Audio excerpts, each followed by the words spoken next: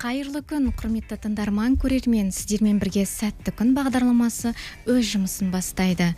Эфир тізгінінде мен Айдана Болатқызы. Алда қызықты тақырыптар, ойлы сұхбаттар және жағымды әуендер болады. Бізбен бірге болыңыздар. Ендеше қызықты сұхбатымызды бастайық. Бүгінгі біздің қонағымыз фотограф Рымбаев Бақтияр мырза келіп отыр. Көңіл күйіңіз қалай? Жақсы, рахмет. Шақырғандарыңызға рахмет. Керемет. Ендеше шымылдығымызды әсем әуенмен ашып алайық. Құрметті тыңдарман, көрермен, біз эфирге қайта оралдық. Бізбен бірге бүгін жанға рух беретін әсерлі сұхбатымызды бастайық деп отырмыз. Бүгін бізбен бірге дидарласатын қонағымыз Қарағанды ұлттық зерттеу университетінің ұстазы және онымен қоса фотограф қызметін қатар алып жүрген Рымбаев Бақтияр мырза. Қош келдіңіз біздің эфирге. Өзіңіз жайлы жалпы айтып кетсеңіз, қай өңірдің тумасысыз? Тағы да шақырғандарыңызға көп рахмет. Өзім Қарағанды өңірінің тумасымын. Негізі туымыз әкем Қарқаралы өңірінен, анам оңтүстіктен, Шырайлы Шымкенттен. Солай жалпы фото саласымен 2014 жылы кәсіби түрде айналыса бастадым. Оған дейін 2011 жылдан бастап жалпы бала кезімнен қызығып жүрдім. Содан 2014 жылдан кәсіби түрде айналыса бастадым. Ең бірінші орысша айтқан кезде атауы цифровик дейді ғой, сондай алғашқы фотоаппаратымды алып беріп, мектеп оқып жүрген кезде, кішкентай кезімде содан үйдегі шараларды далада сол кішігірім түсіріп жүріп, отбасылық жүрген жерімізде отбасылық шараларды түсіріп жүріп, содан қызығушылық пайда болып, содан кәсіби түрде айналыса бастадым. Түсінікті. Қазіргі таңда фотография сіз үшін өнер ме, әлде ол кәсіп пе? Білмеймін, кәсіп деуге келе ме, өмірім десем болады. Сонымен күнделікті фотоаппарат қасымда. Кәсіп деуге келе ме білмеймін, бірақ өмірім десем болады. Өмірім, өнерім. Керемет. Енді әңгімемізді осы жерден сәл үзіп, көңіл күйімізді көтеретін әсем әнге кезек берейік. Құрметті көрермен тыңдарман, біз эфирге қайта қосылдық. Жақсы көңіл күймен қызықты әңгімемізді одан әрі жалғастырамыз. Бақтияр мырза, сізге сұрағым, фотография әлеміне қалай келдіңіз? Бұл сіздің қызығушылығыңыз ба, әлде біреуге еліктедіңіз бе? Басында қызығушылық болды десем болады. Басында қызығушылық болды, одан кейін сол салада кімдер айналысады, соған көріп, орысша айтқанда кумир дейді, соған өзіңе бір үлгі тұтып, көңіл тұтып, соған еліктеп, сол салада жақсы мамандарға, жақсы фотографтарға еліктеп түсіріп жүрміз. Сол жаңағы айтқандай алғашқы фотоаппаратымды алып бергеннен басталды. Үйге алып, жай кезекпен бәріміз үйдегі шараларды түсіріп жүрдік, содан қызығушылық содан басталды. Қызығушылық басы және отбасымда барлығы, ата-анам да кезінде туған әпкем мен жездем бар. Ол кісілерде барлығы той саласында. Сол тойға шыққаннан сол ортада жүргім келгендіктен ба, солай кейін есеге келе содан ақша табуға болатын біліп, сөйтіп сол ортада жүргім келіп, солардың қастарында жүріп көріп, сол ортаны, содан тойға қызығушылық сөйтіп басталды. Содан той түсіріп бастадым. Ең алғашқы келіп тойға, сол тойда айналысатындармен ағам мен жеңгем таныстырып, сонда жұмыс істеп бастадым сөйтіп. Мықты қарағандылық фотограф оператордың ағаларымыздың қасына қосылып, солардан үйреніп, жалпы тойды қалай түсіру керек, қандай қылып түсіру керек, қалай түсіру керек, соны жалпы көріп, содан сөйтіп қазіргі таңда өзім түсіріп жүрмін. Сіз үшін кез келген адам фотограф бола ала ма, әлде бұл талантпен келетін нәрсе ме?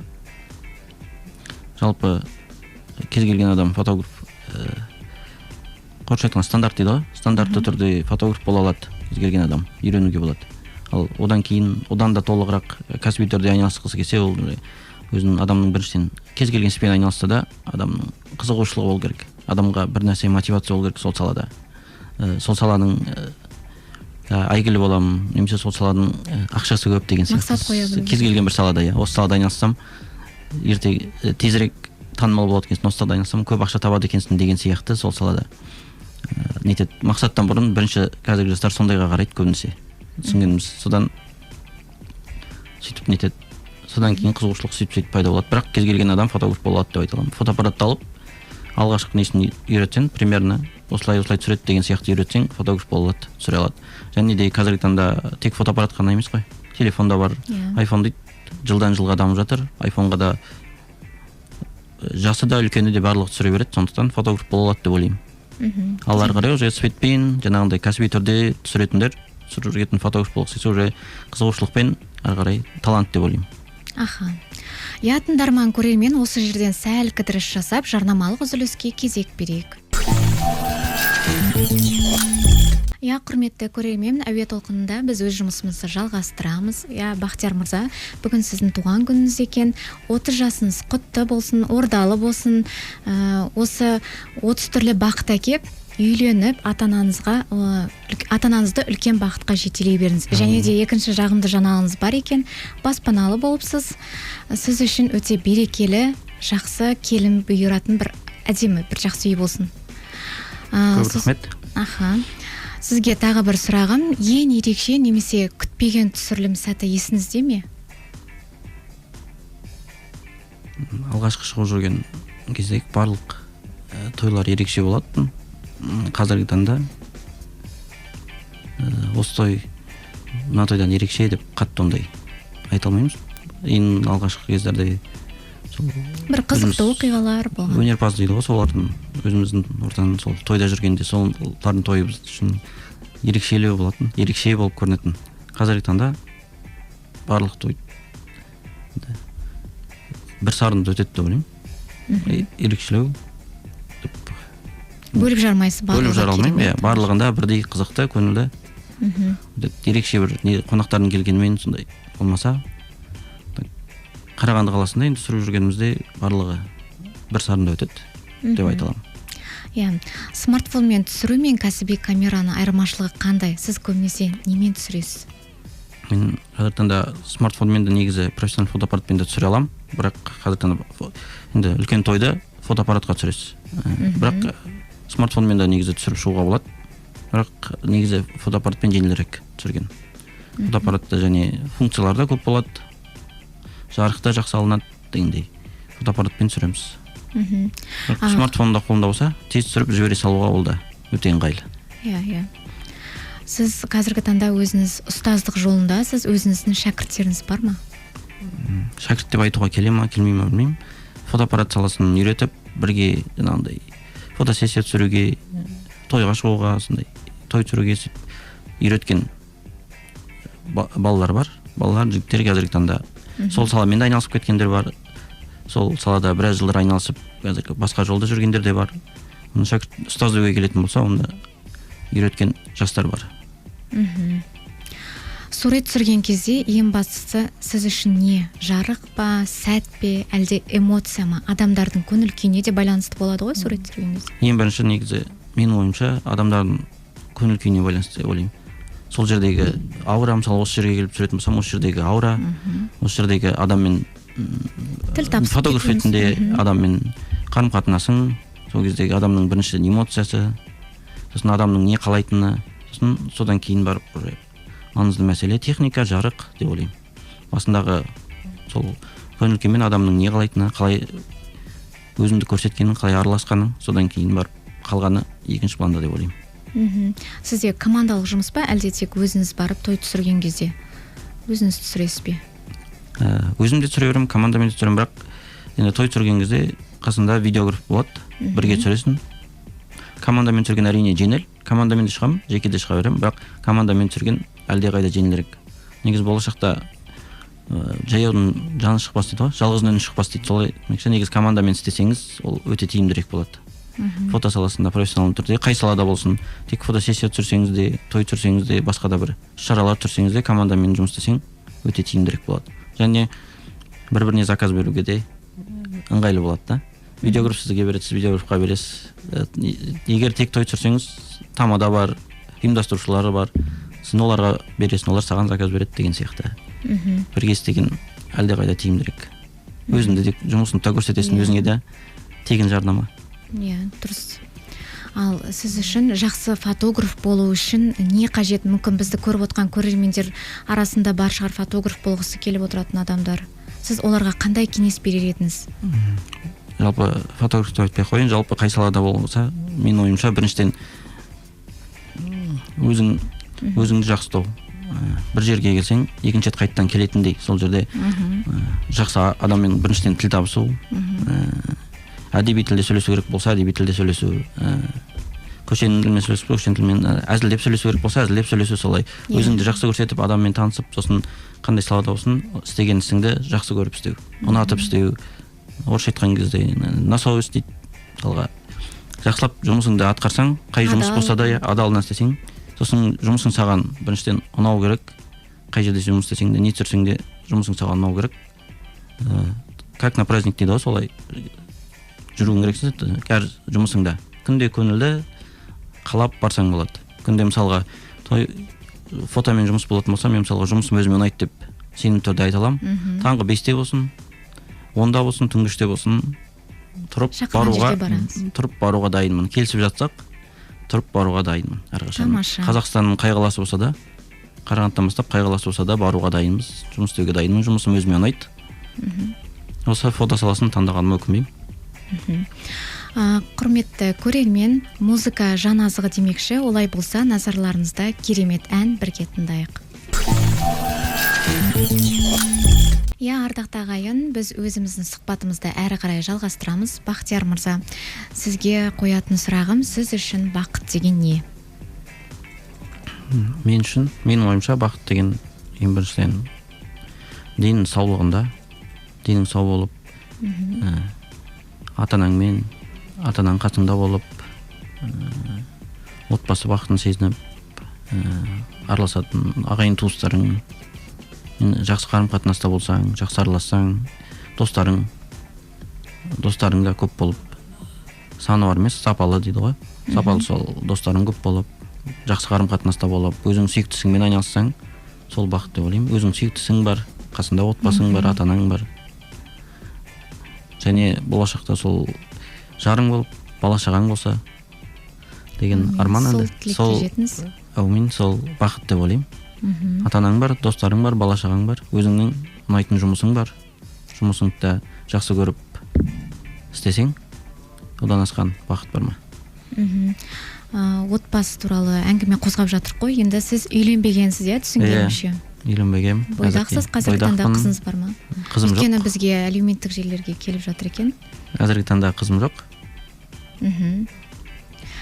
Онда тезірек өзіңіздің құсыңызды қолыңызға қондырып, 30 жасыңызда орда бұзыңыз дегіміз келеді. Рахмет.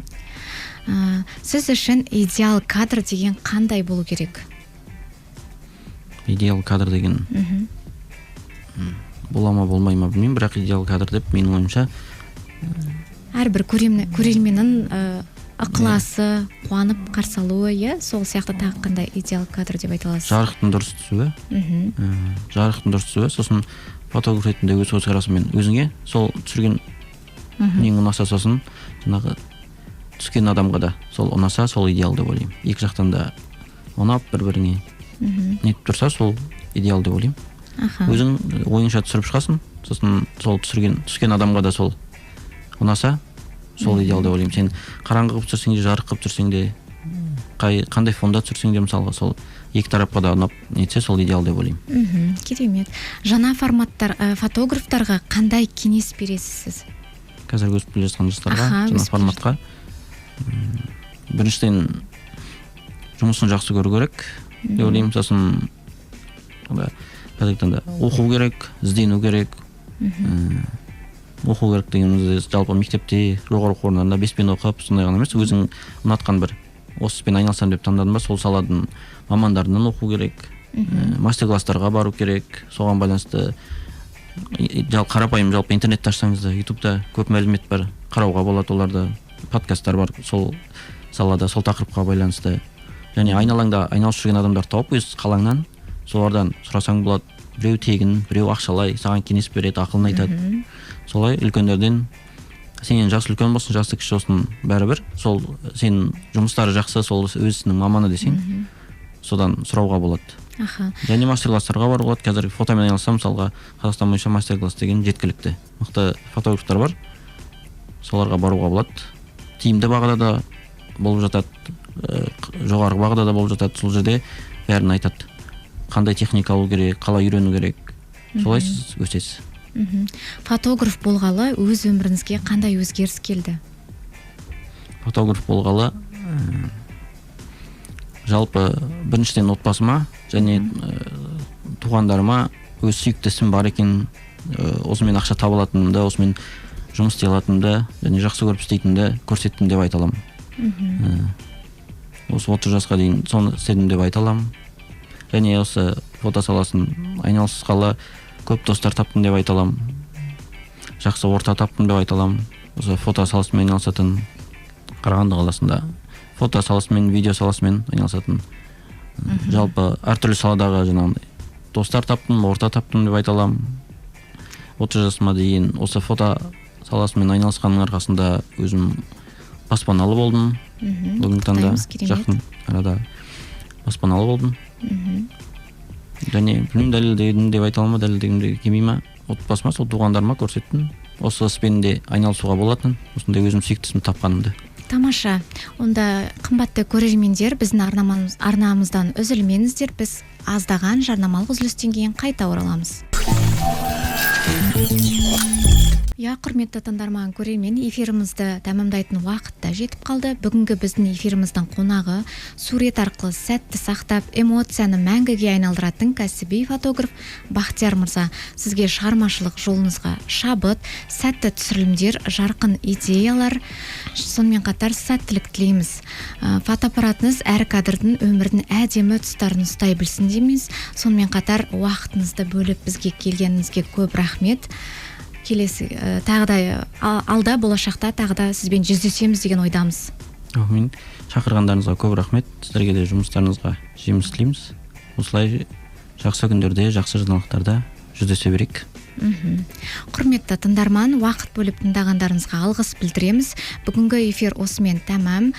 Көңіл күйіңіз көтеріңкі, күндеріңіз сәтті өтсін ағайын.